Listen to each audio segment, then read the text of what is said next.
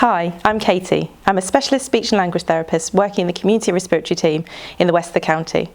I work with people with a respiratory diagnosis such as pulmonary fibrosis, COPD and asthma. I see people who need help with speech, communication and swallowing, all fundamental tasks involving the mouth. Good oral care is important for everyone and has links to general and systemic health. For people with respiratory conditions where the lungs are vulnerable, oral care is particularly important.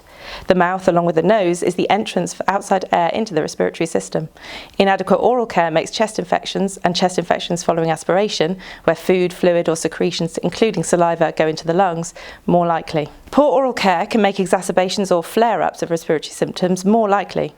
Just as it's important to keep the lungs clear of phlegm that can harbour infection, it's necessary to keep the mouth clear of plaque that attracts bacteria. Dry mouth is common for people with respiratory conditions, especially if a person uses oxygen or breathes through their mouth. A dry mouth can cause discomfort and make talking and swallowing more difficult. Saliva is an essential part of a healthy mouth. The lubricating properties of saliva provide comfort and help protect the oral tissues against ulcers, sores and other frictional movements that accompany normal eating and speaking. Saliva neutralises acids and helps defend against tooth decay and bacterial, viral or fungal threats.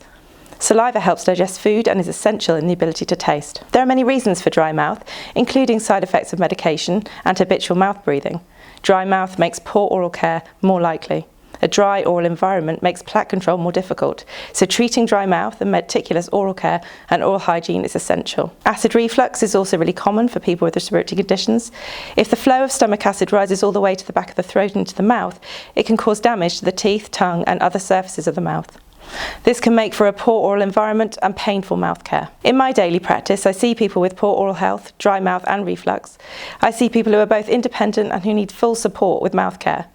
My role involves education about oral care and the links between this and respiratory health, mouth care assessment and signposting on, and advising regarding oral care routines and treatment of dry mouth and reflux. Believe it or not, I often see people with no teeth who think there's no need to clean their mouth. Many family members, carers and support staff also believe this to be true.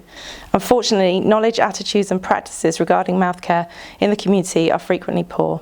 It's really fantastic to be able to link across the trust and systems to improve awareness, knowledge and skills around mouth care through the Mouth Care Matters initiative. Mouth care really does matter.